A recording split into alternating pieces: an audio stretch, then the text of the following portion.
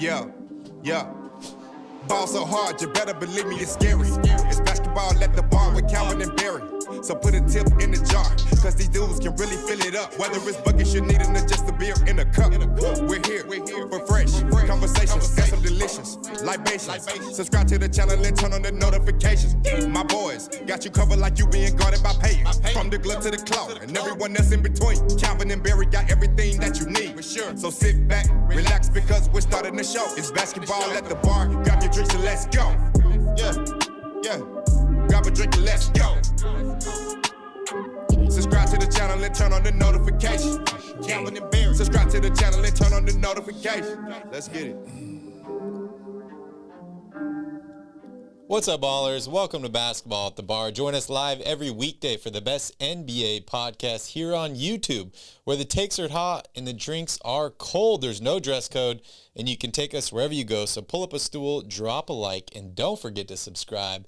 This is Basketball at the Bar. Grab your drinks, and let's go. Calvin, welcome in. It's the NBA draft. Draft day is here. It's in full effect. We're about is midway through the first round almost. It is. It's official. Pick 13 is in, and it is Jalen Duren out of Memphis, a big man-child center. The Charlotte Hornets finally get their center, Calvin. What does this mean for them? I like this pick. Duren might be a little bit of a developmental project, but again, you know, what New Orleans has been trying to find ever since they drafted LaMelo Ball is a big man that is a high flyer, a lob threat, a rim roller, an athletic guy who can also protect the rim, and Duren can absolutely do those things. So this is a good fit. I would say that it might take a couple years for it to come into fruition for what they envision here, but I like the pick here. Yeah. Does this mean that they don't need to pick up a center this offseason, or what are your thoughts there? Well, it just depends on how highly they think of this guy. Because, I mean, remember they took Kai Jones last year, another one of those same type mold players that I think they were really high on at the time and had big plans for. And who knows, maybe he takes a big step here going into next season. But if Charlotte gets offered a deal where they could potentially get a, you know, I don't want to say win now, but a proven player at that position, you've got to be thinking that you might still go for it because of what I just mentioned, that this guy, Duren, might be a more of a developmental type thing that you could bring along as a backup. Yeah. Shout out to Progressive G and J. Drew for joining us. Thank you guys so much for coming over with us from Royal Rebounds here to Basketball at the Bar. Progressive G says Kendrick Perkins says Jalen Duren is the next Bam Adebayo. Yeah, a lot of people are floating those comparisons around. He certainly has a lot of the athletic ability and the skill set to become that player, but again, that's a lofty prediction to make. It's certainly not a guaranteed thing by any stretch. If he does turn into that player, the Charlotte Hornets may have gotten one of the steals of the draft, though, at 13. Definitely, and that's a position of need for them, yeah, for sure. Well, it looks like pick 14 is officially in for the Cleveland Cavaliers. Just looking here at this roster, Darius Garland, Karis LeVert, Kevin Love, Evan Mobley, Jared Allen, not even mentioning Colin Sexton and some of these other guys they have coming off the bench, Isaac Okoro. What do the Cavaliers need here? Well, the Cavs, I think, have to be super happy that A.J. Griffin has fallen at this point. 3-and-D wing, they could definitely use some more shooting. Versatile guy. You know, this is basically what they want Isaac Okoro to be. Whether or not he, fills that mold, he's not nearly the shooter that A.J. Griffin is. He doesn't have the wingspan, all that stuff. So I think this is a slam dunk pick if you're Cleveland. Awesome. We will see what happens here. The pick is in, but Jay Billis does not keep talking, so they need to play the wrap it up box or something to get him off the screen here. But I absolutely love this Cleveland roster. Like, they did it the right way. They built through the draft. They made some trades. They have a ton of young players. And this is one of the biggest teams in the league, right? Like, when we were prepping for this show today, you mentioned to me, you're like, it's weird. You're like, Minnesota seems to be going big also. Cleveland went huge. They did. And it seemed to work out for them. I can't even pronounce this guy's name that they just drafted out of Kansas. A guard. Yeah, another Ochai Agbaji. Yeah, I'm not going to attempt it. I have heard his name many times, but I'm probably going to say it wrong anyway. But this is, I think, a safe pick here. You're going with one of the better shooters in this draft, another versatile wing, really, really solid scorer, a guy that doesn't like explode off the paper or the page to anybody, but I think could be a really, really solid pro. And when you're looking at the way this team is constructed, as you've mentioned here, they've already got a lot of what they believe are the cornerstone pieces of this team. So it's about finding the right role players that are going to complement these guys and fit in with a winning team. And this is certainly a very solid pick here. He was arguably the best player on the best team in college last season. Yep. So back to what I was mentioning before I announced the pick here, talking about going big, and I see Progressive G here in the chat. I'm glad to see teams get bigger and try something other than small ball. We saw the Jazz try it just a few years ago with Rudy Gobert and adding some of those bigger guys. They're nowhere near as close to as big as this Cleveland team. And now you mentioned Minnesota is trying to add in another big next to a guy like Karl Anthony Towns. What are your thoughts on going big versus going small and where the NBA is headed? Well, it definitely seems to me like the NBA is headed towards a smaller lineup.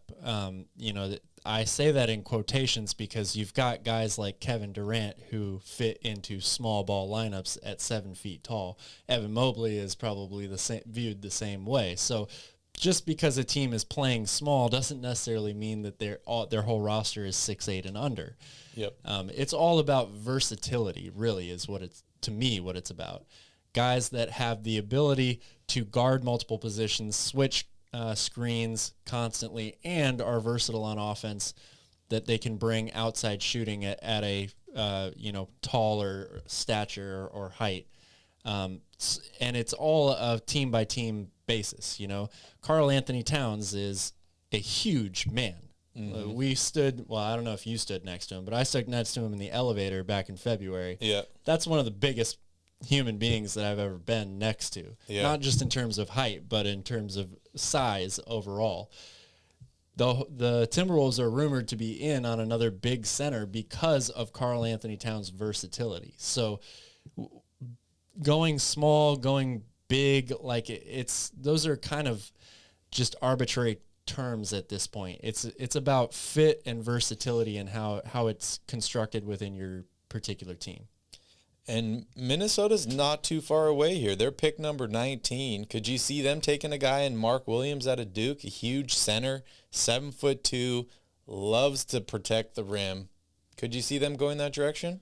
Perhaps, yeah. I mean, I think the goal right now for them, it's the question mark is what's happening with D'Angelo Russell. I think the idea was they were trying to move Russell and potentially that 9th pick to get a proven center right now to go along with Towns. Somebody like Gobert, Clint Capella's name has been mentioned. So Mark Williams might have the potential to be one of those guys, but he's not one of those guys right now. And Minnesota is a team right on the cusp, right? They just had a great season. They're on the up and up. They're trying to accelerate and win, become one of the win now teams. So I'm not sure what they do there at 19. We'll have to wait and see.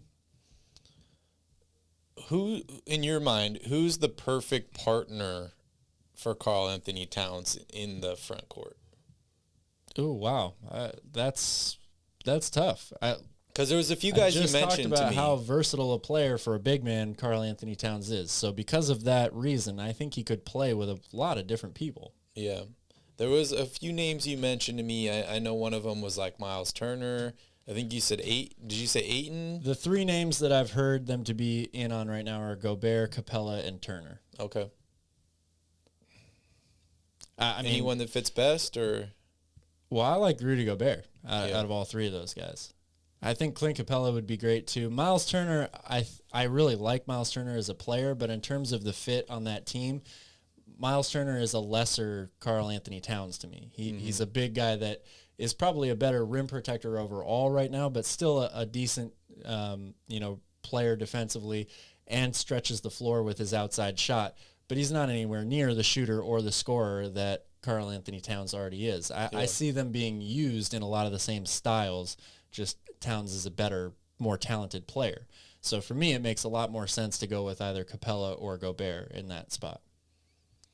Would you trade D'Angelo Russell straight up for Gobert if you're the Timberwolves? Well, I don't know if that's possible. Is it? Does D'Angelo Russell make enough money for that? He makes a decent amount. I'll fire up the trade machine here. I would certainly consider it if I was Minnesota. Well, it looks like the Hornets pick is in. Pick 15. Let's find out who they pick.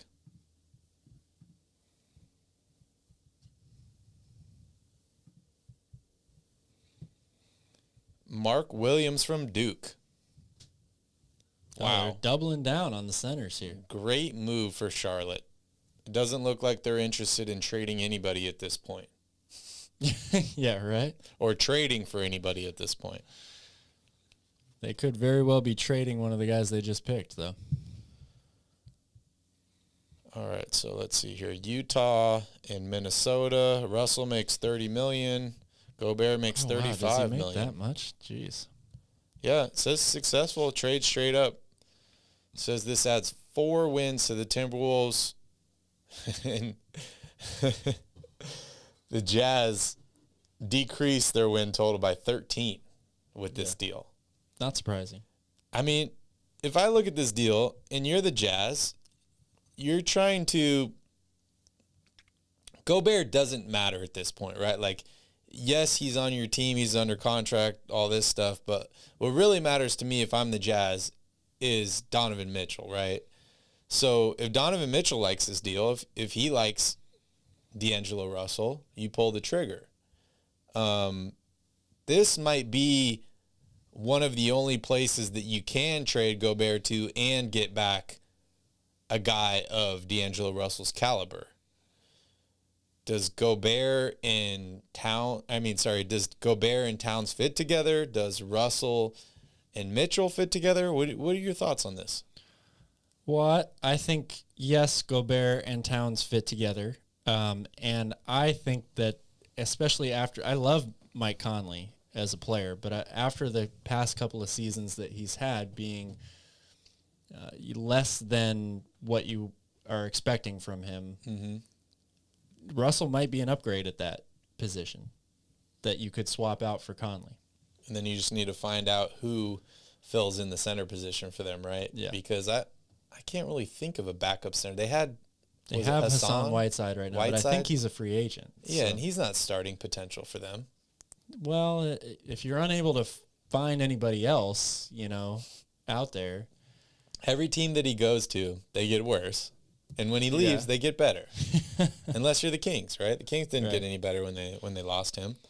But the Miami Heat did, and potentially the Jazz will, right? Potentially. We'll see who they can draft here. I think the Jazz, do they have a pick here in the first round? They do not. Wow. Oh, yeah, their pick goes, number 22 is headed to Memphis. Interesting. Well, it's official. The Atlanta Hawks are on the clock here with pick number 16. It says that the pick is in here. Could this potentially be a pick for the Sacramento Kings? Potentially. Yes. If you are the Hawks, what's your number one need here? You traded Cam Reddish. You have Clint Capella. You got your all-star future bright point guards. Like, what do you really need? You need wings? You got DeAndre Hunter. They've got a few wings already. You got John Collins. Like, this seems like a pretty complete team already. Yeah, I think the question is, how much this team had really high expectations this season after making the Eastern Conference Finals 2 years ago, and they fell flat on their face in terms of meeting those goals. Yep. It is no secret that this team needs to be better defensively. So I think at this point you're looking at just a roster shakeup in general here in Atlanta, and that's one of the reasons why John Collins is probably the biggest name right now out there available via trade. So I think they would love to get somebody a little bit more consistent on both ends of the floor to pair with Trae Young in the backcourt. That's kind of why Dejounte Murray's name keeps coming up for them. But they're a tough team to call in terms of their number one need right now, because they've got a lot of really good pieces on this team. The question is, why didn't it fit together as well as people expected it to last year? Here we go. The pick is in. With the 16th pick, the Atlanta Hawks select A.J. Griffin. Wow. Great pick. Surprised this guy fell this far. Makes a lot of sense. A lot of health concerns with him. He didn't really play a ton of games, couldn't stay on the court that much, and didn't play a ton of minutes even when he was healthy. But very, very versatile modern NBA wing, right? One of the best, if not the best shooter in this draft available. Super long wingspan. Good on-ball defender, good perimeter defender, should fit on 99% of teams in the NBA.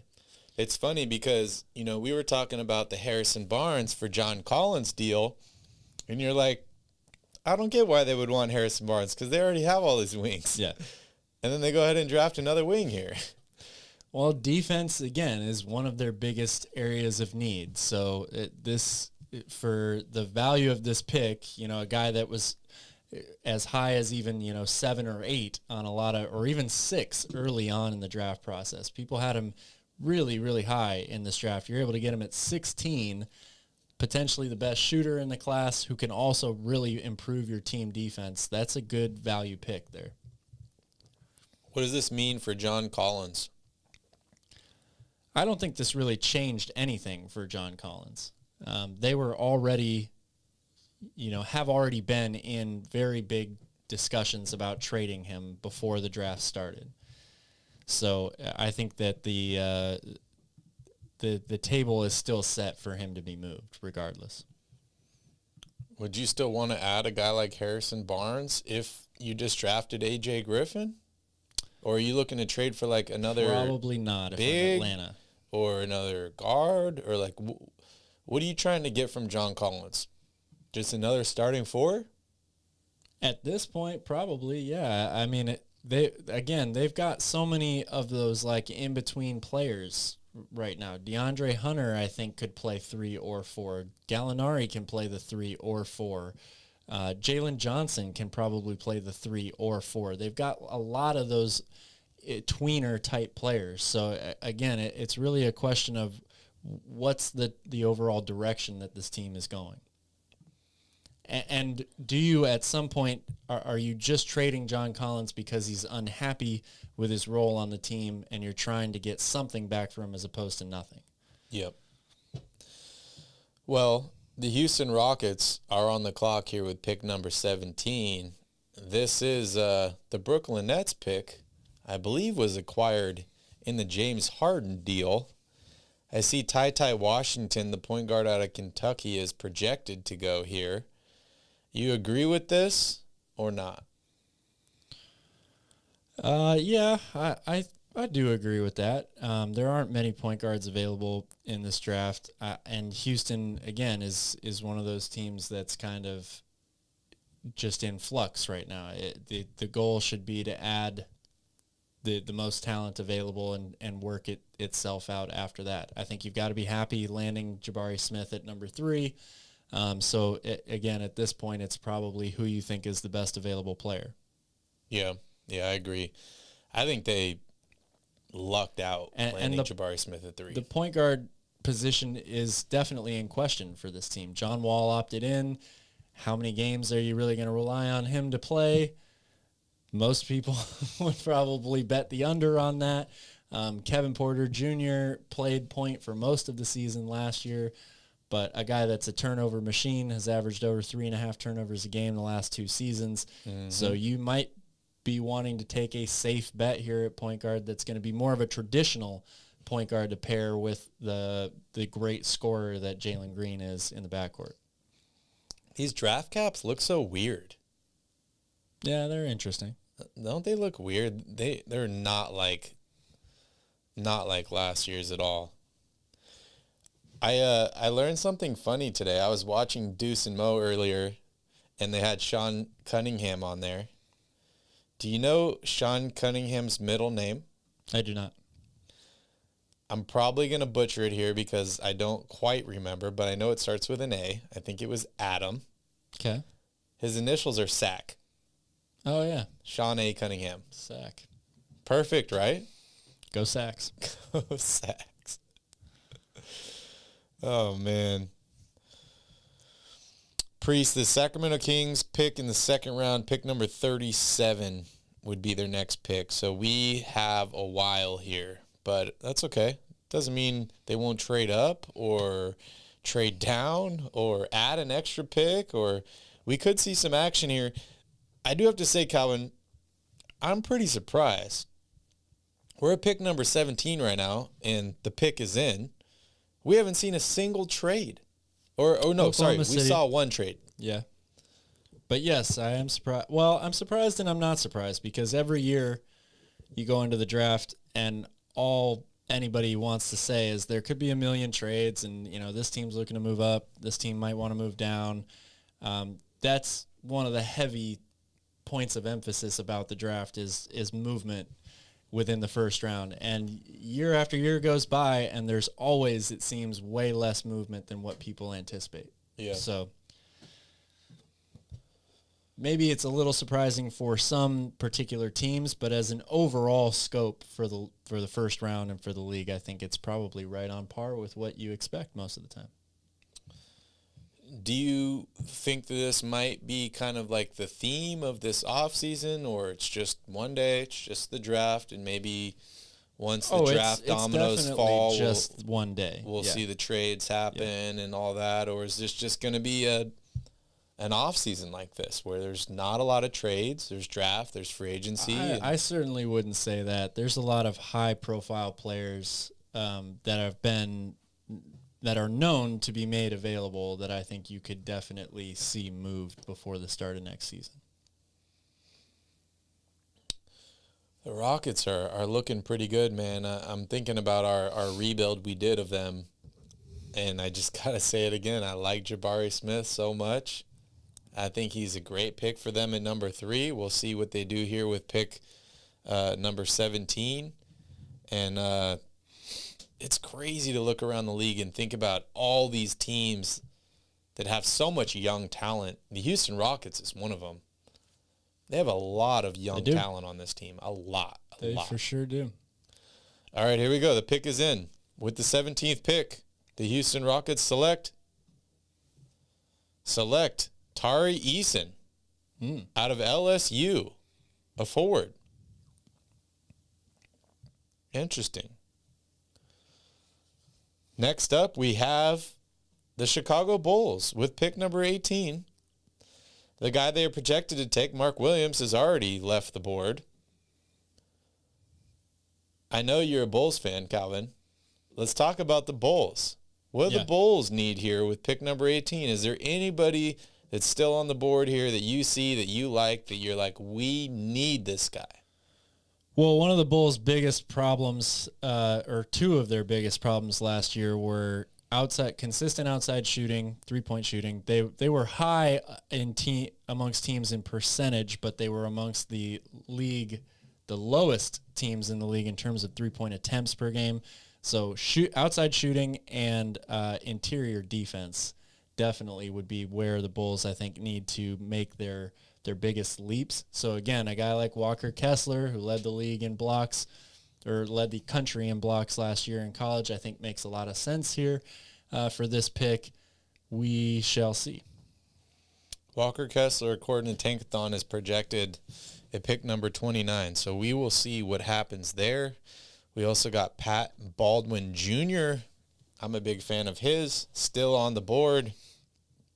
And then we got a couple other guys, some European prospects. We got Wendell Moore out of Duke as well. So still some good players on the board here, not even to mention who's available in the second round. These home run picks. Kai Soto is still available. Yeah. And one of the O'Neills. Progressive G says the Dallas Mavericks are going to be stacked next year. Doncic, Woods, and Dinwiddie is their big three. Didn't even mention Jalen Brunson. Any thoughts on the Mavericks? Still don't know if he's going to be on that team next year, but I mean, you got to think that either he's on the team or they're going to get something for him, right? why would you assume that? Because he's a restricted free agent. Yeah. So I'm not going to let him go for nothing. I'm either going to re-sign him or sign and trade him for something. I think that's ideally what you want to do, but it doesn't mean it works out that way. Yeah, I love what Dallas is doing. To me, when I think of a stacked roster, that means you've got a lot of big-name players on your team or, star potential players, which I don't see on this team, but that doesn't mean that they're not going to be good. Yeah. I think they're going to be a very, very good team because they're built the right way. They surrounded Luka Doncic with the right types of players that he needs for them to be successful. So I love what Dallas is doing. The fact that they got Christian Wood for as little as they did was a huge, huge move, in my opinion. And you know who needs a point guard? The Wizards. Yeah. Sign and trade? Jalen Brunson for Porzingis? Oh, you're going to bring him back? No way. I mean, I'm just looking at a roster. You got Dinwiddie, Doncic, Woods, and Porzingis. Don't do that. Don't do that if you're Dallas. You've heard it here first. The ship has sailed. Calvin is no longer a unicorn fan. No, I'm not. I don't think. Is it the injuries? Is it the injuries? That plays a part of it, sure. Yeah, I mean, you'll never truly know what the ultimate potential could have been if you don't have any injuries, right? Yeah. But he has not progressed, whether it's because of injuries or not, at the rate that I would have wanted him to if he was on my team. Yeah. And you remember there was a trade offer on the table at one time, De'Aaron Fox for the unicorn. Yeah. It didn't happen. What are your thoughts on Kristaps Porzingis, what to expect for him as far as the rest of his career goes? You think he's pretty much reached the top and he's on the way down now? Or I don't know if he's on the way down at this very moment necessarily. This is a guy that can give you 20 to 25 points a game, no problem. But I think that defensively, you can put him in positions if you're the opposing team attacking that takes him kind of out of the game, makes him a little bit of a liability for you. And then, again, just the realization of being the star player that everybody assumed he would be. It just hasn't happened yet. So he's a really, really solid scorer and a tremendous shooter for a guy his size. But outside of that, I'm not sure exactly how much he brings to a championship level team, especially for the price tag. Yeah. Yeah, it kind of goes back to my whole stance on, can your best player or your second best player be your big man, right? Like, how can you really rely on them when they're not taking the last second shot? They're not having the ball in their hands during crunch time, stuff like that. Like, injuries aside, I like Porzingis, but like I said, like, when you're the best player or trying to be the best player and you're a big man, I think it sets like a cap on how far you can really go. It looks like the Bulls pick is in, so we are waiting for the commissioner to come to the podium. And here we go. Chicago Bulls last season, win percentage 56%, their best in 6 years. With the 18th pick, the Chicago Bulls select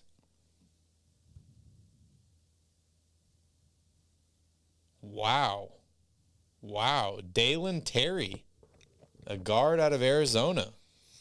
Wow. This is another guy that's really risen up people's draft boards, I think, lately through the combine and the draft workout process.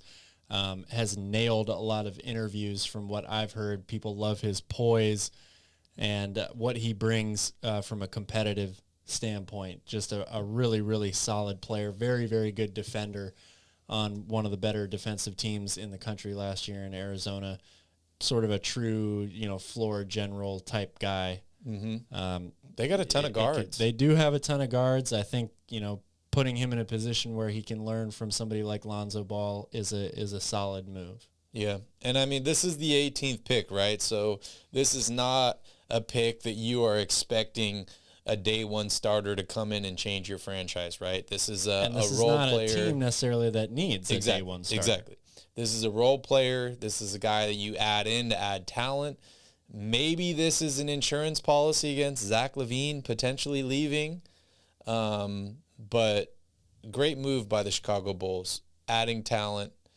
And like you said, a guy that's moved up the draft board, who has it all mentally, and interviews can really make the world for a lot of different guys, right? Like, you nail the interview, they want you. Versus we saw what happened with, who was it, LaMelo Ball.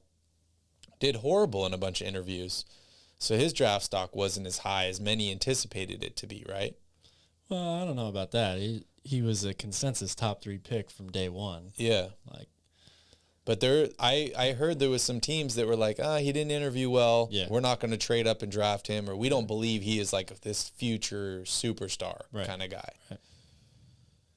Next up is the Minnesota Timberwolves, pick number 19. It says the pick is in already, Calvin, so they must have had a guy here on their board circled. Maybe they thought the Bulls were going to take him or not. My money's on Ty Washington here. What about you? That certainly makes a lot of sense, especially if the rumors about trading D'Angelo Russell are true. This might be the replacement for him for the future. And you're trying to go all in to get a big man, a win now big man. There aren't really that many high level or high potential big men left in this first round. So this might be a combination of who they think is the best available and an insurance policy against having to trade D'Angelo Russell at the same time. Yep. Walker Kessler, according to Jay Billis, is the 9th best player available. Pretty wild. Yeah, I mean, again, that's probably, well, not again, but I think that's probably just because of the fact that the dude is a specialist. He's known as a rim protector, and that's about it. Definitely. We will see what happens. Maybe they draft a tall guy here. Maybe they draft a center and put him at point guard. You're talking about them going big here. Perhaps. All right. Looks like the commissioner is here. He is recovered from COVID, and he is on the stage announcing the pick. The Minnesota Timberwolves officially pick at number 19.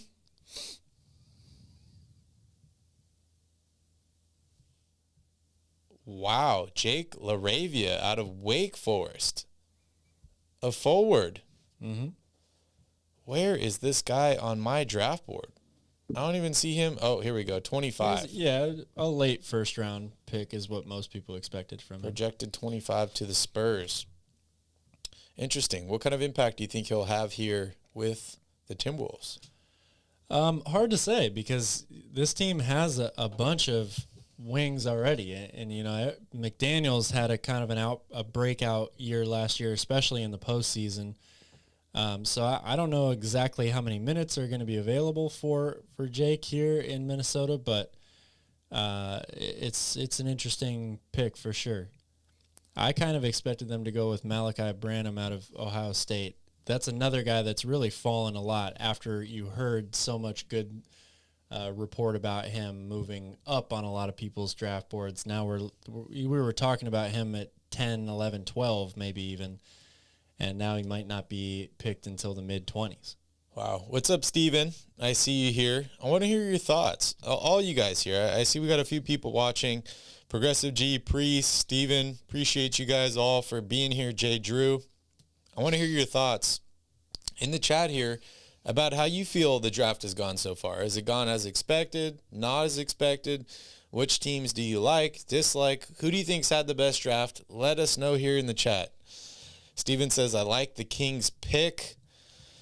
So does Calvin, and it's starting to warm up on me a little bit. I do like Keegan Murray. Calvin's been talking about Keegan Murray for a while, so I am not disappointed in the Keegan Murray pick. I am disappointed that I thought a bunch of moves were going to happen for the Kings today. And so far, we've only heard of one. Or just a bunch of moves in general from any team. You know, we really haven't seen much movement anywhere. And yes, A.J. Griffin was picked, I think, by the Hawks. Yeah, 16 to Atlanta. Number 16. Wow. I could only imagine what it would be like to get drafted here in the NBA, right? Been imagining that since I was like 7 years old. Yeah. So that's pretty wild. I mean, we only got 10 picks here left in the first round. You want to do the second round, or are we just doing the first round today? I think probably just first round. Yeah? Yeah. Okay. Well, we got 10 more to go. We'll see how many more bathroom breaks I need to take. I'm cruising through these beers here. I'm building a beer mid over here. What's up, Jeremiah? Good to see you here. Priest says, do you think that the Kings can still get a trade that'll matter, making us better? Of course. Absolutely. Of course I think they can get a trade. Absolutely. I think the longer this draft goes, the less likely they are to trade for a guy that's been drafted today. But I think you still have months to trade for guys, for win-now players, even for some of these younger players. The draft is like the first domino to fall. So there's still plenty of time. Do not panic whatsoever. But addition to the Kings, Keegan Murray, pick 4. Mm-hmm. Wow. We didn't even think they would have pick 4, right? They were going to get pick 7, pick 8, pick 9. Yeah. They move up to 4. They found a guy that they really like, and you mentioned can play the 3 and the 4, which I think is important because how many guys on last year's roster could play the 3 and the 4? One, maybe 2 max. We saw Mo Harkless do it. Yeah. Not exceptionally well. We saw Harrison Barnes do it. Barnes really are the only 2 guys I would say that you could have done that with. Definitely some more versatility for this Kings team, and I'm excited. I love the NBA draft. I just wish there was more trades. That's all I wish for. Jeremiah says, everyone's saying we should have traded down, but I'd like to think that the offers fielded weren't ideal. I agree 100%. I think that's the only reason why, everyone acts like moving down was like a no-brainer deal, right? Like, oh yeah, you don't take 4, like you have to move down. But if the offers weren't there, you think Monty's just going to say, oh no, I don't want to move down to 5 and pick up another first-round pick, or I don't want to move to 6 and pick up a win-now player. I'm just going to take Keegan Murray at 4. No, that's not what he was thinking. He was probably like, okay, make me an offer for pick 4. No good offers. I'm taking my guy, Keegan Murray, at pick 4. Yep. Shout out to Steven. Thank you for the dedication listening to the show right now in a porta potty. What? I'm sitting in a porta potty listening in. Awesome. We love it. What's up, Kevin? Good to see you here. You want to tell Kevin about the Bulls pick? Yeah, I think the Bulls pick is a good one. Barry and I were just talking about what does that team need. They don't necessarily need a surefire starter. Certainly what happens with Zach LaVine remains to be seen, but Terry is a guy that was really rising on a lot of people's draft boards. had great workouts and excelled during the combine. A really good floor general type point guard, a guy that can play defense very well. I think can switch screens and guard up a couple positions bigger as well. So this is just another nice piece to have coming off your bench here, and an insurance policy if Lonzo Ball is not ready to start the season healthy next year. Definitely. And if Zach LaVine decides to leave. Ivan says, like the pick, the Kings made the right choice. Progressive G, a few weeks ago, you guys asked me what I would do to curb the super team player empowerment phenom in the NBA. How about having a franchise tag? Before I answer that, the Spurs pick is in at number 20. And they take Malachi Branham out of Ohio State. Thoughts real quick on the pick, Calvin, before we get back to Progressive G's question? Another very solid pick here for San Antonio, who again, we're talking about a timeline, a team that has a bunch of young players right now. The goal is to develop talent. These guys all fit together. Malachi Branham is another one of those players that I think really surprised a lot of people in college last year, shot up the draft boards really high, and then has now fallen for whatever reason. So the Spurs just seem to collect players like that all the time, right, and turn them into really solid pros. Yep. Yeah, it's the Spurs. I mean, if I were to look at any team in the NBA, like I said, the Spurs are the last team that I'm questioning in the moves that they do, because they just continue to make amazing moves that turn out where everyone's looking at, they're like, what are they doing? What's going on? And then it ends up being like a genius move. It's the Spurs. So back to Progressive G's question. What do you think about having a franchise tag in the NBA? It's an interesting idea. It really is. I need a little more time to think about that, but yeah, it's a very interesting idea, I think. Yeah. Yeah. It's weird, right? Like, if I were to think about a guy like LeBron or just one of these other guys, or Kyrie or Ben Simmons, right? Like, if you're over playing for your team and they're like, nope, we're going to franchise tag you. Yeah. What does that mean? Like, I feel like the franchise tag, and like Calvin said, I think I need some more time to digest and think about it and all that. But first thoughts, a season in the NFL is more valuable than a season in the NBA from a player's perspective. And that's in terms of, like, the average NFL career is not as long as the average NBA career. Yes. So if you're a good player and you sacrifice 1 year, like, you're not going to play, I'm going to sit out, or their franchise tag me, I'm not going to play. 1 year is a much greater percentage of your entire career than it would be in the NBA, where we've seen guys in the NBA, John Wall, people like that are just like, no, I'm just not going to play this year. You don't see that very often in the NFL. You don't see that very often. And yeah, I think that's a good point. You could have a franchise tag in the NBA, but it certainly wouldn't deter star players from sitting out, not reporting to camp, all this stuff, just doubling down on the fact that they want to be traded. I still think the player, you're not going to franchise tag a non-all-star level player, right? So that player still has, I think, a lot of leverage. Yeah. Look at Ben Simmons, for example, or John Wall. Again, those are different scenarios. Injuries are what are keeping them out, not the fact that they just don't want to play in general, although I guess Ben Simmons you could maybe argue a little bit differently. But those guys made a shit ton of money not playing any games still. It looks like, according to Woj, Memphis is acquiring pick number 19 from Minnesota, and the Timberwolves will land pick 22 and 29 in the draft. Also, a future second-round pick to the Grizzlies. Interesting.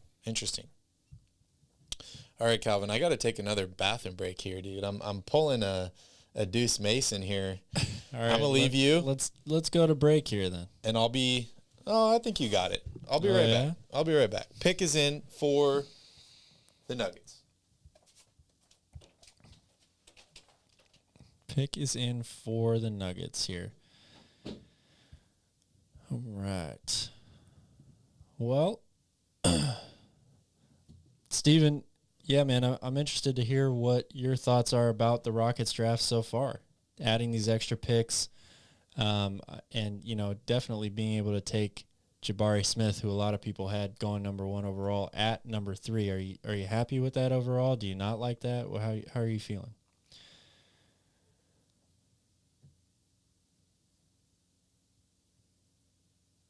There you go, Priest. Yeah, come on over to my side here.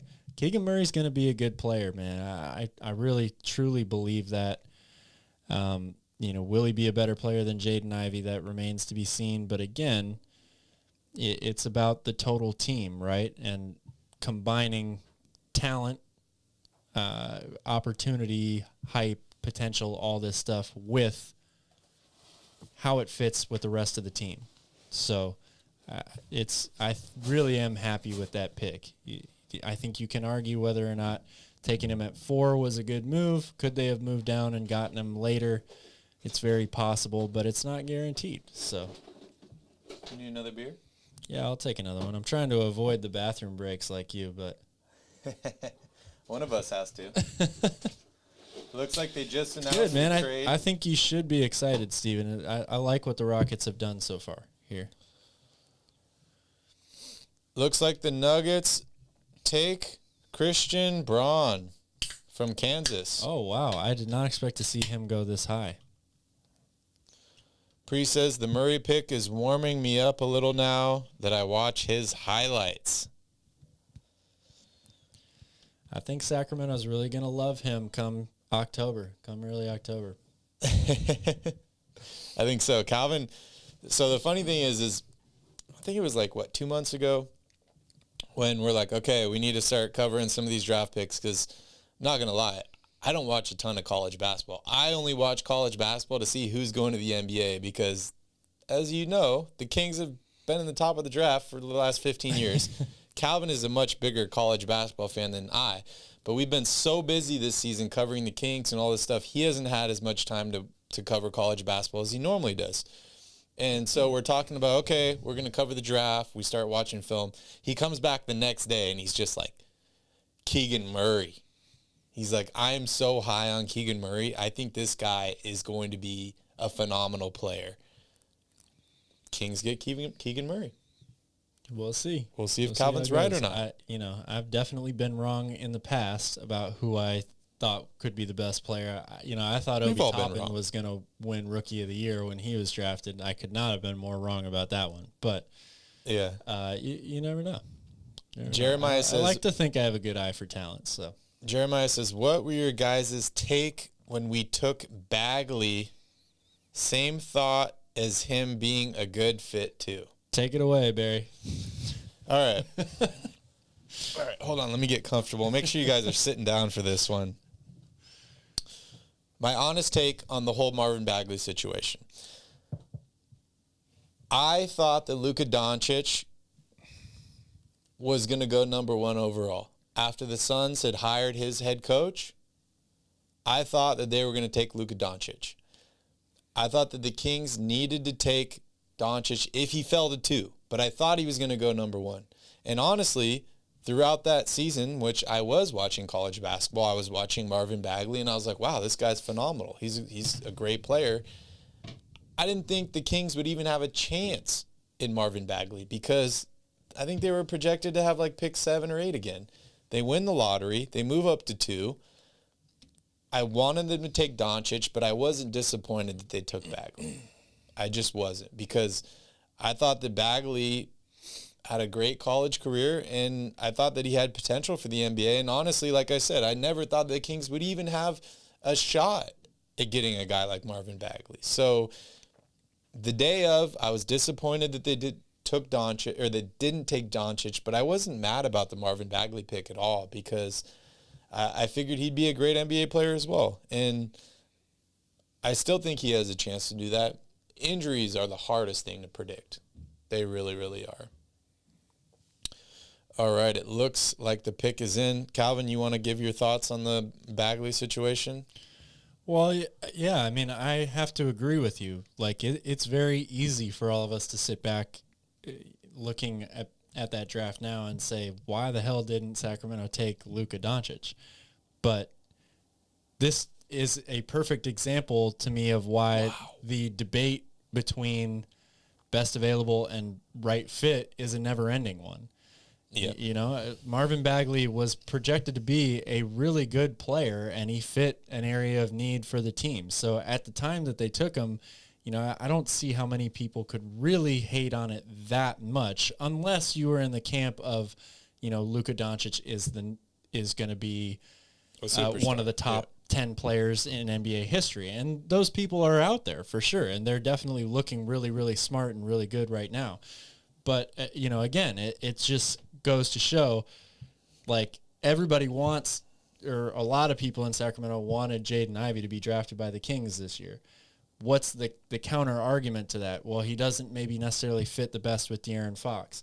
That's the exact same reason why people didn't want to draft Luka Doncic at that time, because he didn't fit with De'Aaron Fox. So it's all speculation and hearsay at this point, you know, whether a player will fit or work in the long run. And we all wanted Thomas Robinson.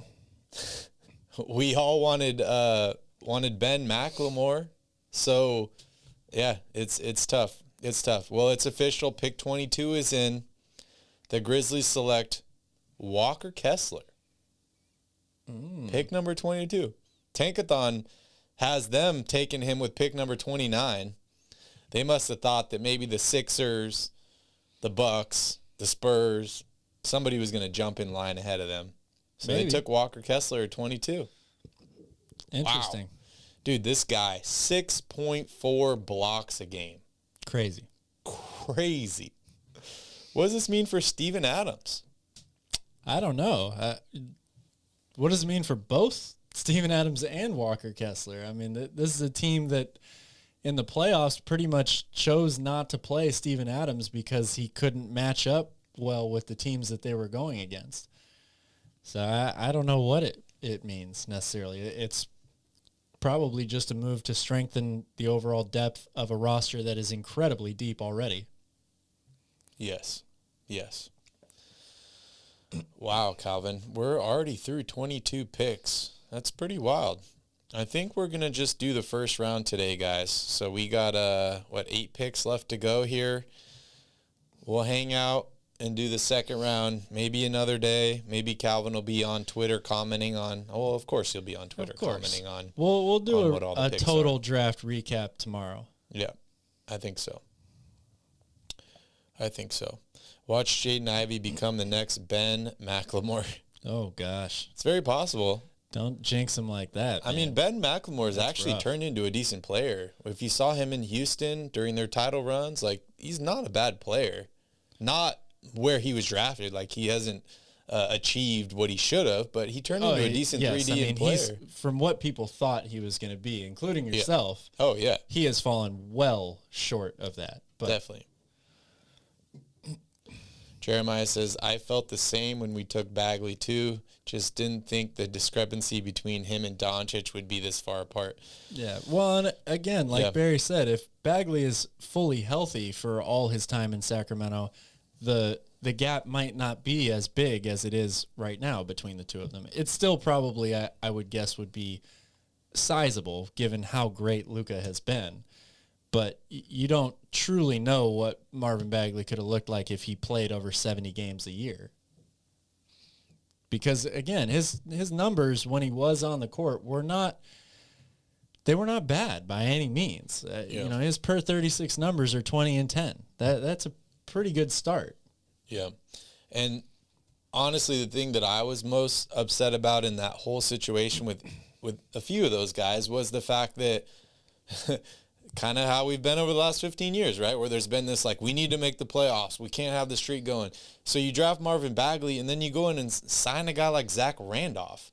And it's like, why are you signing Zach Randolph when you just drafted a guy number 2 overall? Like, give him some playing time.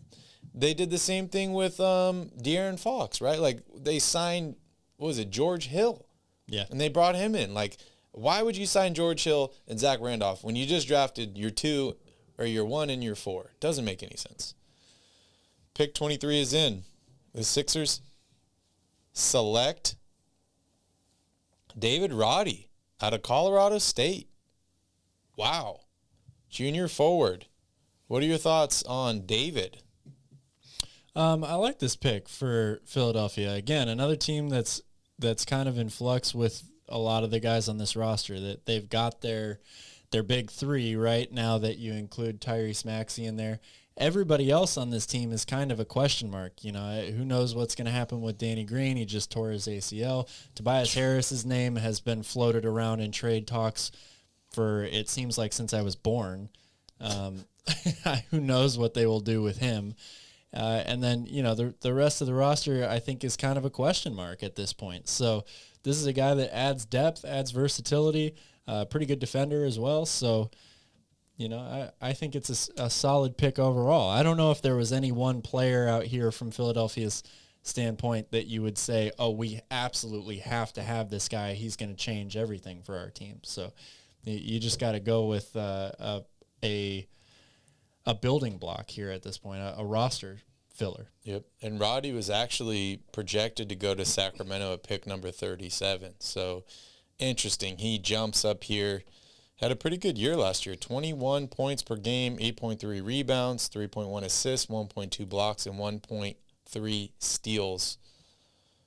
Productive player, for sure. Very productive. For sure. Pre says, I'm hoping the Kings take Jaden Hardy at pick number 37. I think Hardy's projected to go 32 overall to the Magic. What are your thoughts on Jaden Hardy? I like him.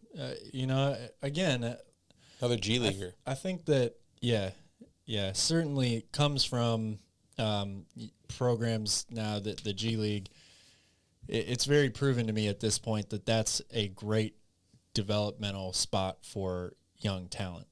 These guys will come into the league ready to play. And at this point in the draft, end of the first round, early second round, all of these guys basically, they play different positions, they have different skill sets, but they all fall into the same category of they were productive players in college or in the G League, good enough talent-wise, obviously, to make the NBA, but they're all question marks. It's, you know, some of these guys will be legit role players.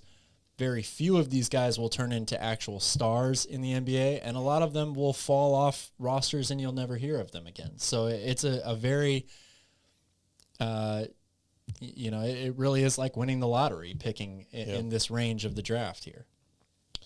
Yeah, it is. It is. And, you know, as we're going to, I guess, mention over and over again, winning takes a little bit of luck. And so does being a draft pick in the NBA, right? Like, you could have all the talent in the world. Your situation matters. Your playing time matters. Your health matters. You need a little bit of luck as well. So I think all those pieces kind of like fit in together. I'll give you a great example. Steph Curry, right? A lot of people would say Steph Curry was unlucky early on in his career. You know, he got drafted by the Warriors, was playing behind a guy like Monte Ellis, had all these ankle injuries that forced him to like sign a really cheap contract. Maybe that's what it took to create and make this guy, you know, like if Steph Curry was drafted by the Knicks, if the Warriors had passed on him, he drafted by the Knicks, maybe he doesn't have this same career where he turns into a Hall of Famer. So all things to take into perspective here, that just because you were drafted or just because you're this or you're that doesn't mean that's what you're going to be in the NBA. Locked on Kings has nothing on Around the Crown or Basketball at the Bar. We like Matt George a lot, man. Yeah, friend of the program, friend of ours, does great work. Matt George is a stand-up guy, I would say. So we appreciate the kind words, Priest, but let's not throw too much shade on our boy Matt.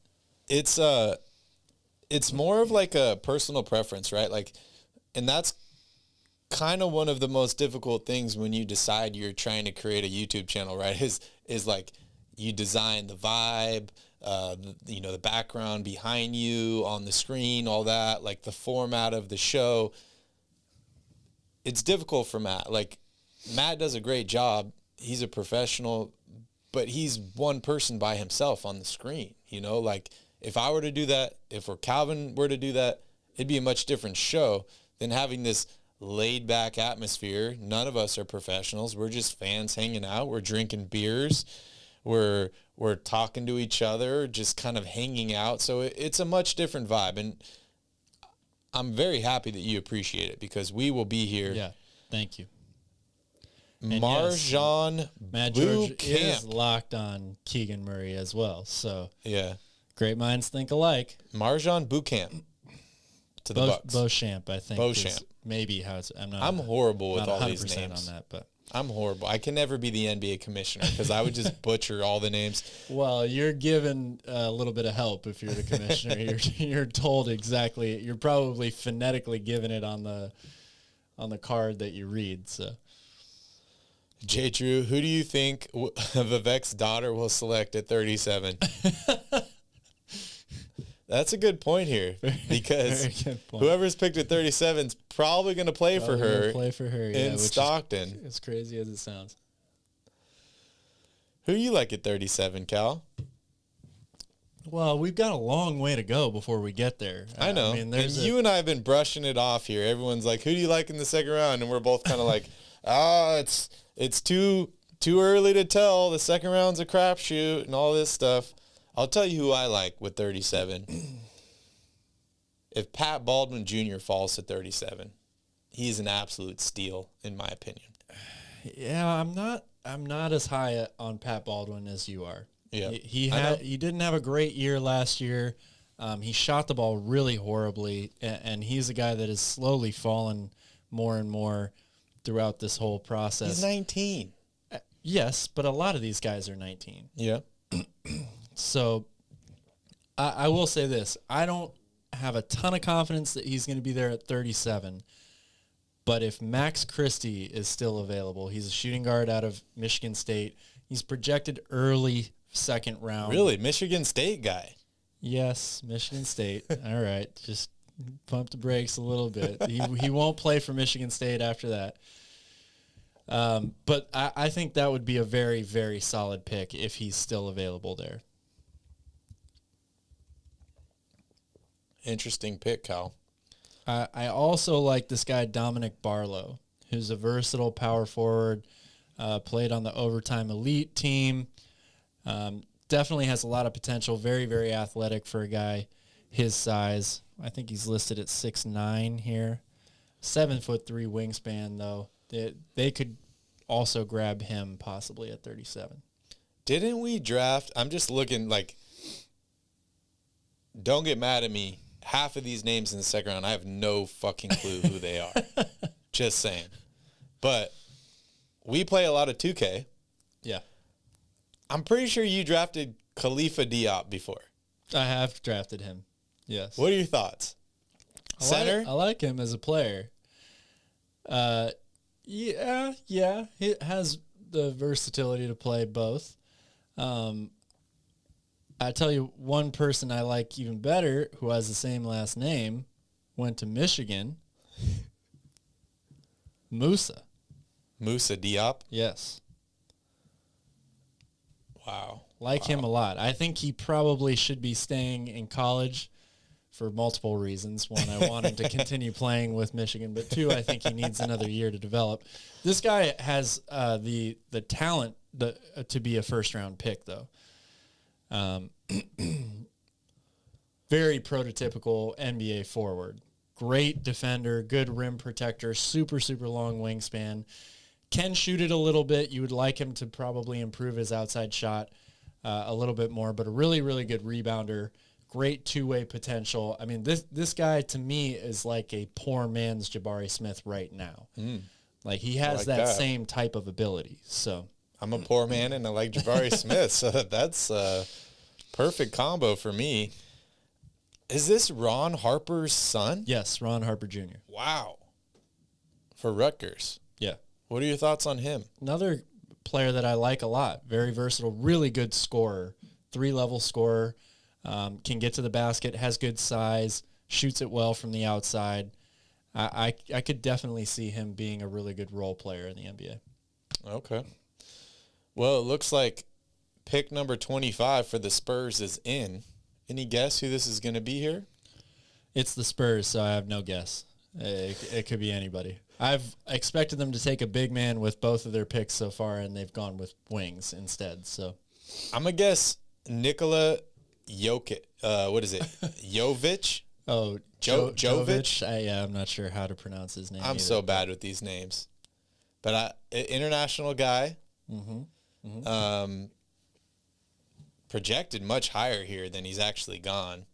It's the Spurs. I got to think that they're taking an international prospect.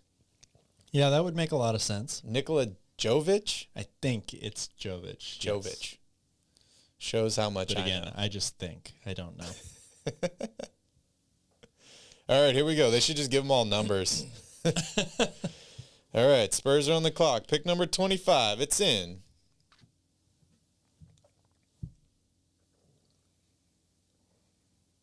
Blake Wesley.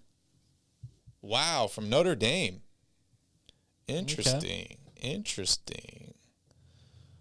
Where is he? He was a late first round pick projection. Oh, they had him pick 22. Yeah. Interesting. From Notre Dame, shooting guard, freshman. Wow. A lot of young guys from South Bend, Indiana. Interesting. Yeah, can really fill it up. Good shooter. You don't see many years where the Spurs have this many draft picks. Yeah, that's very true. 3 first-round picks for them. 9, 20, and 25. Bunch of teams with at least 3 first-round picks this year. Yeah, interesting. Still no big trades here, Calvin. Weird, right? Yeah. Yeah, yes and no, I guess. There was people talking this morning saying, are we going to see Kyrie Irving going to get traded today? Are we going to see Kevin Durant get traded today? We're going to see John Collins traded today? John Collins possibly, yes. But those bigger names, I don't expect to see them. I did not expect to see them moved until after the draft. Come on, Pat Baldwin Jr. to the Sacramento Kings, pick number 37. That'd be wild if the Warriors got him. You know they're going to get somebody good. They pick number 28. Somehow, the Warriors are just going to be like, yes. Oh, wait a second. Nobody took Shaedon Sharp? The Warriors are taking, you know what I mean? Like, they're just going to get some bullshit like that. And I'm not hating on the Warriors. The rich get They richer. always get lucky, man. They always get lucky. You know who's really fallen so far? Ty Washington. He has. Warriors? It speaks to, maybe, I guess. I don't know. It just speaks to, I think, how we've seen recent draft classes be very top-heavy on really high-quality point guards. And this year's class is just not that. Yeah, you're right. You're right. And there is a lot of good point guards in the league. Yes. And, I mean, it's hard to judge all these different positions, but point guard has got to be one of the toughest positions because not only are you running the offense, handling the ball for your team, but you're guarding Chris Paul, Russell Westbrook, like all these top, Ja Morant, Steph Curry. Like you are guarding Kyrie Irving, all these top point guards in the league. Yeah. Extremely tough. Well, it looks like the pick is in for the Dallas Mavericks, but I think this pick was traded to the Houston Rockets, correct? That is correct. Who do you think it'll be? Christian Wood. Who do you think it'll be here? Ooh. And can they get a player here better than Christian Wood? Because I don't think so. Yeah, I would say no to that as well. But Cheaper, yes. yes, But Christian Wood was on a very reasonable contract. he was on a pretty reasonable contract. Patrick Baldwin Jr., calling it. No way. No? I hope not. Way too high. I hope it's not him. Who do you think it'll be? Man, I really don't No. I also Steven, you guys ESPN Plus trade really you failing guys traded me right for now. this pick. I haven't been watching the live draft for a while. I'm just getting the updates here. So Okay. I no longer can see the list of best available and all that stuff. Steven, who do you want at pick number 26? You're the Rockets fan. Oh, here we go. It's working again. Who do you want? Who do you want? It's crazy. They're like, the pick is in, and then they just keep talking. Yeah. Like, who's in charge? Like, okay, go out. Come on. Let's get the pick out. Like, it's been 2.5 hours already. It's crazy, dude. It doesn't feel like we've actually been going for 3.5 hours. We have. We were at Royal Rebounds before this. Wendell Moore is out there. That might be a good pick. Here we go. Pick is in. Steven?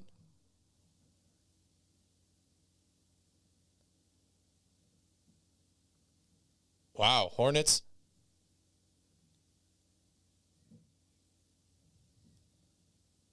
Wow. Hornets trade Duren to the Knicks for a conditional first-round pick and 4 future second-round picks. All right. Steal for the Knicks. Yeah. That. And did I not say Wendell Moore? There you go. Wendell Moore Jr., there he goes. I think this is a really good pick for The Houston. Mavs fans are Really good happy, pick. but they don't get him. Steven, I'm loving what Houston is doing here in the draft so far. I think they're making some really solid moves. And Yeah. as far as Charlotte goes, you could totally see that the writing was on the wall. They're not keeping both Mark Williams and Duren, so that was definitely going to be a trade. For the Knicks, Mitchell Robinson is probably not coming back as well, so maybe that fills your center position. You don't have to give up too much to get him. So I think it's a solid move. Yeah, I really like what Houston's done here. I really do. Yes, you lost Christian Wood, but you got Jabari Smith, and you still got a ton of young talent on that team. A ton of young talent.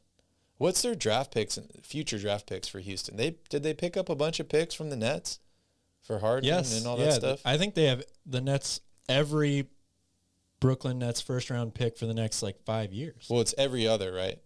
Because they can't trade consecutive. Yeah, sorry, that's what I meant. Every So other. they'll get one. It's until 2027, I think. Which is great if Kyrie and KD leave. Yeah. They got Ben Simmons. Interesting. Well, it looks like the Miami Heat are up next. Pick number 27. Who do you see the Heat taking here? This is interesting here. I mean, they've got, they could potentially have a few holes on this roster to fill. PJ Tucker has opted out of his deal, so there's no guarantee that he'll be back next year. Victor Oladipo is certainly high on a lot of people's free agent season signings. He was pretty instrumental for them down the stretch in the playoff run as well. So I think they could go a couple of different directions here. Also, I think they need a better backup center. Dwayne Dedmon was really horrible for them in the playoffs. So taking somebody like Christian Coloco out of Arizona or Walker Kessler is still available for Auburn. I think those would be good moves for Miami. I think Kessler's gone already. Or you're right. I'm sorry. He did go already. But I know Christian Coloco is still available. Let's see. Who else do we got here? They could maybe take Nikola Jovic. Yeah, Walker Kessler went 22 to the Grizz. Yeah, I agree with you. I think they need a center, backup center, or more wing depth. Yeah. Interesting, dude. The Miami Heat are such an interesting team, right? It's like culture. It seems like draft picks almost don't even matter for them because they're able to attract free agents. And they're able to develop these guys that are undrafted. They play extremely well. But also, we looked at the salary cap situation for them. It's pretty tight already. Very. And they got a few guys Very tight. that make money that don't even really play much for them anymore. So I think this pick 27 is pretty important. They need to get an impact guy here. Yeah. Yeah. I could see them taking Ty Washington too, just because he's fallen a lot. Kyle Lowry's getting older. Yeah. I like that pick a lot. That might make a lot of sense for them too here. I like that pick a lot. Now, kind of just going back to what we talked about earlier and all these rumors about Kyrie potentially getting traded, the Spurs shopping Dejounte Murray, the Clippers shopping Luke Kennard, Wizards interested in a point guard, Donovan Mitchell, maybe to the Knicks, John Collins available, Blazers going after OG Anunoby. Do you see any of these rumors getting squashed here by what happened in the draft? Well, I think the OG Anunoby to the Blazers rumor is definitely over with. One, because it's rumored that they want an elite level center in return for him, and also the Blazers, one of their best assets to give for him was the 7th pick, and they used it to draft Shaedon Sharpe. So that to me seems like pretty much impossible at this point. I mean, the Blazers do have a center to give up. Nurkic is a free agent, isn't he? Yeah. I mean, they could sign and trade him. They could. For OG. I don't know if Nurkic is the type of player that the Raptors are looking to get in return, or the high-level center that I think they have their eyes set on a bigger fish than that. But okay. Interesting. All right, it says, according to Woj, this is actually a little older, Kemba Walker and the Pistons are expected to discuss a contract buyout that will allow him to become a free agent. Walker landed with Detroit as part of the three-way trade with Charlotte and New York. Wow, interesting. Very, very interesting. Best of luck to Kemba Walker. I didn't even hear about this deal, but so weird, man. So weird. Kemba Walker has fallen so fast. I feel bad. Like, the guy was playing exceptionally well. Like, he was shooting the 3-ball exceptionally well. He was absolutely killing it with Charlotte. And then everyone's like, why are you not re-signing Kemba Walker? That's stupid. And look what happens. Yeah, just an example of a guy whose body has failed him. Boston, I mean, New knees, York. ankles. For a guy that's his size, one of his, if not his best attribute is how shifty he is. Change of direction, change of pace, all that stuff. I mean, people will forever remember that step back he hit with UConn to win the big East. I think it was at that point, right? Championship at Madison Square Garden. If your knees and your ankles don't allow you to do that stuff anymore, you better shoot it really, really well as a catch and shoot or a spot up 3-point shooter. And he is not that type of player. So, yeah, getting old sucks. We got a trade to announce. Oh, D'Anthony Melton to the Sixers. For David Roddy. Yeah. Wow. Interesting.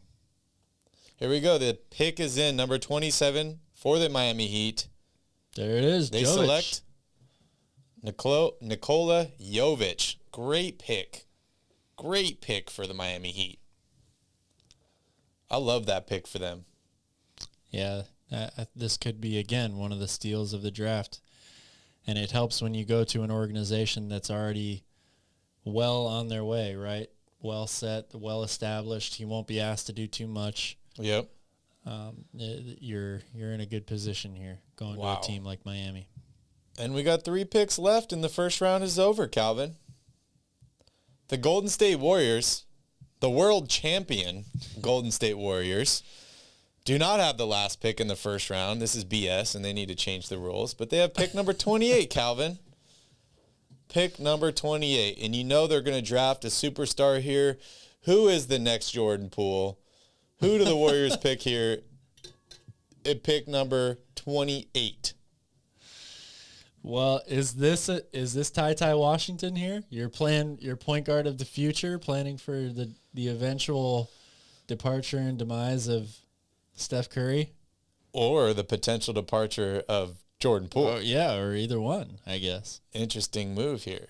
I mean, what does this Warriors team really need? They're pretty stacked. To find a way to re-sign all these guys that are free agents right now, like Gary Payton and Kevon Looney. They need to come up with a little, even more cash than they've already got. Good call, Priest. You nailed it. You nailed it on that one for the Miami Heat. Yeah, this is tricky. I wouldn't be surprised if they swapped this pick or traded this thing because they need cap space to sign guys. But hey, who knows? Maybe they pick the next superstar here. They don't do well when they pick early, but they do well when they pick late. I don't know. I think most people would say Steph Curry was a pretty good pick. Oh, early. I'm talking top 5. Oh, okay. James Weisman. And you know how big of a James Weisman fan I've been. Yeah. Dude won a ring, didn't even have to play. So that's interesting. We will see what happens there. Yep. Is he the next Damian Jones?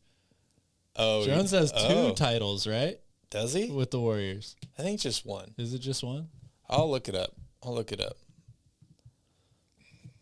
Damian Jones. What a good player, man. It'll be interesting to see what happens with this guy. So Damian Jones. Man, that parade looks fun. You know, I still have never gone to a championship parade, any team's championship parade in my lifetime. Seems like a good time. It happens when you're a Kings fan. Actually, I will forever kick myself for not going to the Cubs World Series championship parade. Yeah. Back in 2016. Yeah. All right, so Damian Jones was with the Warriors in 2016, 2017, 2017, 2018, and 2018, 2019. So he does they only got 1 ring in those years. Is that 1 ring for them? Well, LeBron won 2018, 2019, they lost to the Raptors. Right? Or is that 19? I think that's 19.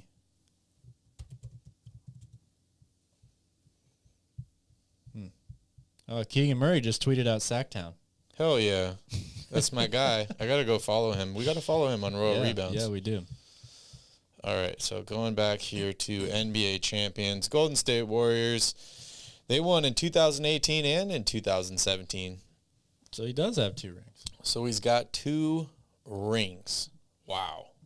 Must be nice, huh? Must be nice. Damian Jones. But he's still not, what's his name? Patrick McCaw? Remember that guy? No, not McCaw. Or not? What's his last name? You're talking about the guy that was on the Warriors. And then he got traded to Toronto the year they won. Yeah. It's not McCaw, but it's close. Yeah, it's I forget his name. 2007, 16, 17.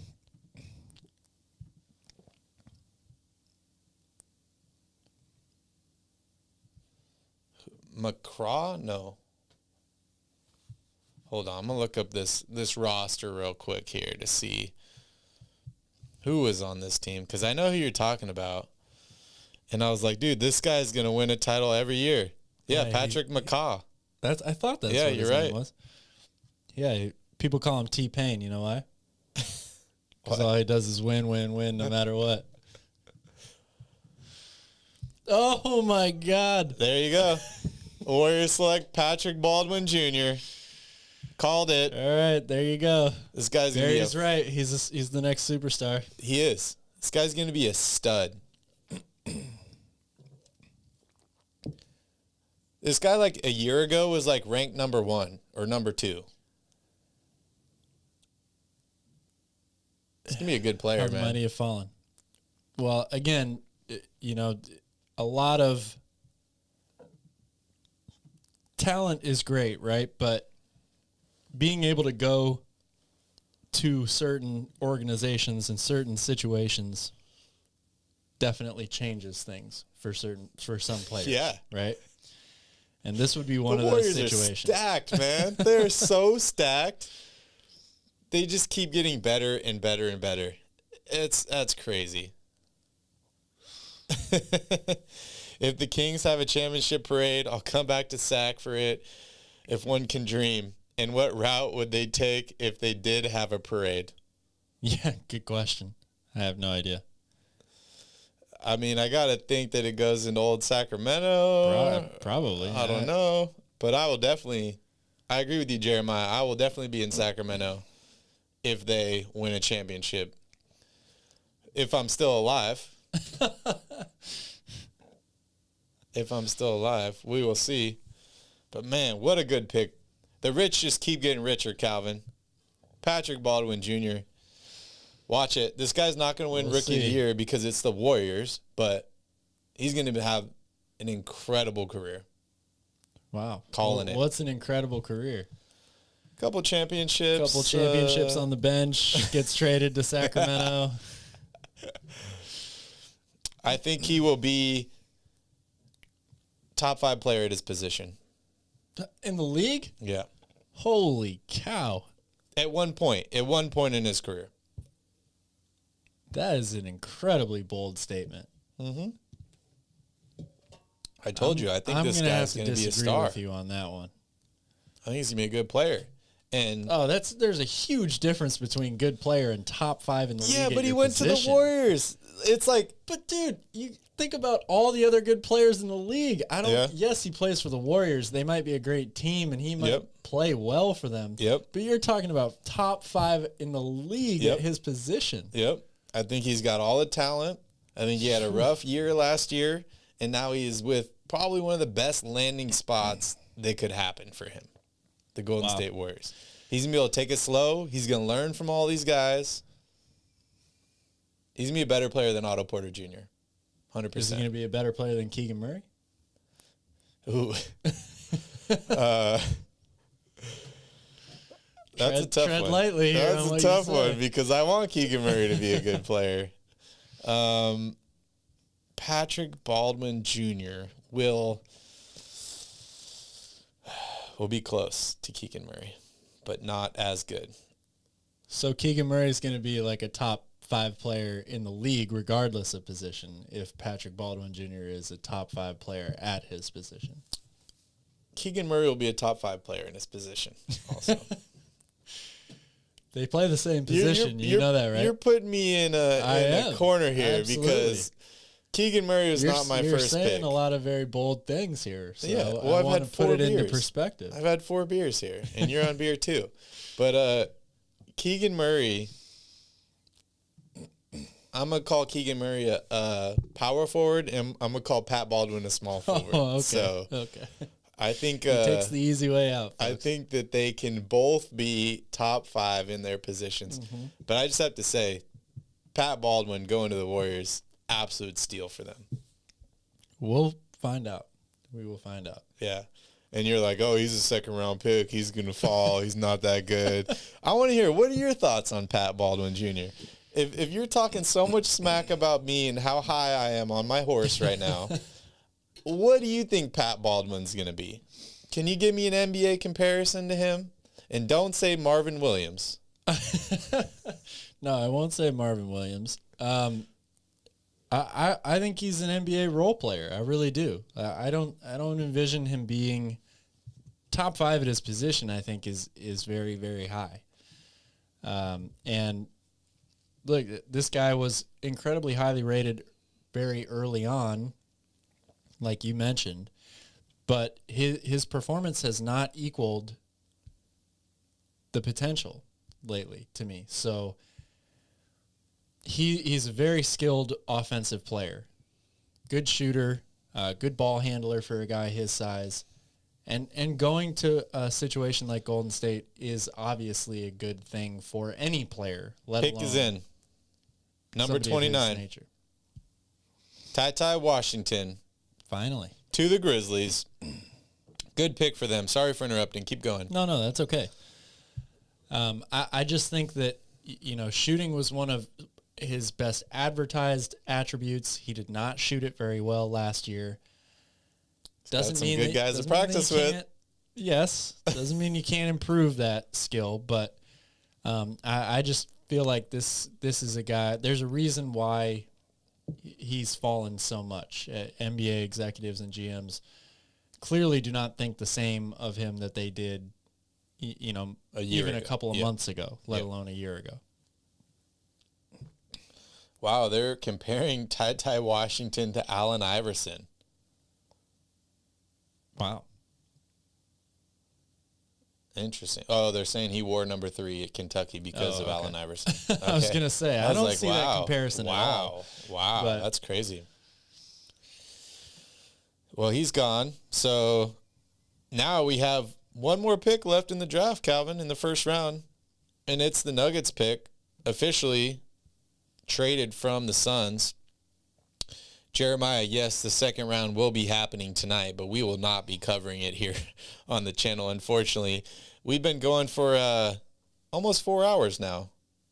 God, is it already 5 o'clock? Wow. I'm averaging a beer per hour, which is pretty good. I could probably drive after this, although I will not, and I don't recommend you do it. But back to Pat Baldwin. Can you give me a player comparison? I can name players he's going to be better than. Jabari Parker. I'll give you a comparison. Otto Porter Jr. Kyle Kuzma. Okay. Stretch 4. Mm-hmm. Stretch 4 in between role player and, number 2 option on a team. And he's scored like 40 points in a game? Yes. There's Tony Delk scored over 50 in a game. Guys, I need your help. Let me know in the chat who you got. You got Calvin or you got Barry? Who is right about Pat Baldwin Jr.? I know we got some Warriors haters in the chat here, so please try and put your bias aside. Yes, the Warriors picked Pat Baldwin. I'm not sitting here saying that Patrick Baldwin will be a complete bust and he'll be out of the league in a couple of years.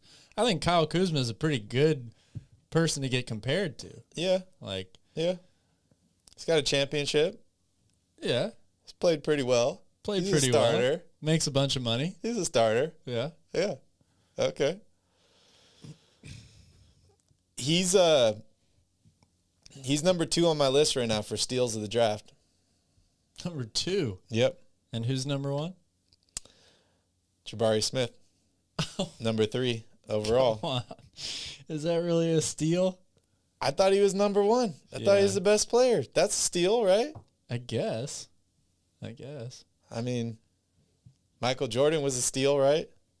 No, he wasn't a steal. He wasn't? No. He shouldn't have been first overall? I think Hakeem definitely makes a good case for number 1 overall. All right. I'll give you that one. All right. Looks like the pick is in. And somehow this is a Thunder's pick now?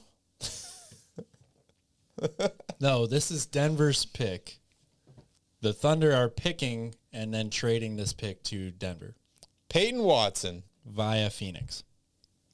UCLA. Holy cow. Forward. Peyton Watson. Solid all-around player. He'll probably be better than Patrick Baldwin. How is this the Thunder's pick? This is part of the deal for JaMychal Green. The Thunder traded this pick to Denver for JaMychal Green. But I think the Thunder had this pick from Phoenix at one point. Oh, okay. That makes sense. Because the Thunder have everybody's pick. So this went from Phoenix to Oklahoma City to Denver. Yes. Got it. Wow. Denver has got two first-round picks here. It's pretty good. All right, guys. That is officially the first round. Let's talk about it real quick here for a little bit, Calvin, and then we'll end the show. We appreciate you guys all for watching. Please hit that like button. Please hit that subscribe button. We will be back tomorrow recapping the entire draft, the first and the second round, and talking about any trades that might happen up until that point. So, Calvin, I want to hear from you. Who won the draft today? I need a little more time to fully think about it, but my gut selection right now is actually going to be the Houston Rockets. I agree. And why is that? Well, Jabari Smith obviously is the big winner here, the steal, right? But I love what they did after that as well, going out and getting Tari Eason, who's a really great defender. A lot of people are comparing him to Herb Jones and the impact he had on New Orleans last year. And then being able to also pick up a guy in Wendell Moore Jr. late in the first round from that trade, the Christian Wood trade, another really athletic wing who is also a very good defender. This team added 3 elite level defenders in the first round with also high upside on offense. It's a really good draft, I think, so far for them. Yeah, I agree. For me, I'm a little mixed. I agree with you. I like the Rockets. I think they had a fantastic draft today. I'm also going to throw the Thunder in there. Yeah, I was also contemplating that. The reason for that is because they didn't trade their pick. I'm really surprised you didn't say Golden State. They're a winner, but they're not the biggest winner, Calvin. But the reason I'm picking Oklahoma City is because they didn't trade their pick, which if you paid any attention to the Kings or the Thunder over the past few weeks, it seemed like it was almost a done deal that they were trading out of number 2, right? I thought that was completely stupid. I had no idea why they were going to trade out of pick 2. It made no sense at all. Like, what are you just going to trade pick 2 for more first-round picks that you're going to be lucky if it lands in pick 2 again because you got to win the lottery? I didn't understand that at all. So I think it's a tie between the Houston Rockets and the Oklahoma City Thunder. I thought they both had fantastic drafts. Priest, I know you want us to stay on until the 37th pick. That's going to be like another half an hour, and Calvin's probably going to have to go to the bathroom by then. I definitely will. Unfortunately, I do want to throw an honorable mention in here. San Antonio. Yes. Again, the Great fact job. that they stacked all those picks, I think that they made good use of them. Yes. For sure. Yes. But back to Priest. We're not going to cover the second round today. I'm sorry. I appreciate you hanging out and everything. But we will be back tomorrow. So you can watch the second round tonight. There might be some things happening. There might not. But Calvin and I will be back tomorrow to break down everything. We'll definitely talk about the Kings' second round pick tomorrow. Yes. And we just need some time to digest. Figure out what these rosters look like. I just realized? Yeah. All 3 of those teams that we just talked about as having the best draft, they're in the same division, aren't they? Spurs, Rockets, Yeah, and Thunder. I believe so. Dang. Interesting. It's getting tough. It's getting tough for them. Baldwin is a stud, and I compare him to DeAndre Ayton. Dude, I don't like that comparison. Interesting. They're very different Interesting players, I would comparison. say. But Baldwin's anyways, a much more perimeter-oriented player. Anyways, Calvin and I need some time to digest this beer and all the picks today in the draft. But we will be back tomorrow, so make sure you guys stay tuned. We will schedule a live stream for tomorrow. We will be back to answer all your questions, and maybe we'll have some trades to report tomorrow as well. So thank you guys so much for joining us. Please hit that like button. Please hit that subscribe button. Calvin, any last words before we end it here? Just all the speculation and all the rumors and, like I said before the draft even started, 70 to 80, and I probably undershot it, like you said, % of everything that you hear will not happen. BS. I wish I could say the Kings won the draft today because I really wanted to. Unfortunately, as of right now, they did not. So there's still a whole second round. There's still trades. There's still an entire offseason to happen. So the Kings can make a bunch of moves to get back to the playoffs next season. I'm confident they will. But as far as today goes, Kings did not win the draft, unfortunately. But thank you guys so much for watching. Please hit the like button. Please hit the subscribe button. Please share this video with all your favorite basketball fans. Have a wonderful evening. And as always, don't forget to tip your bartender.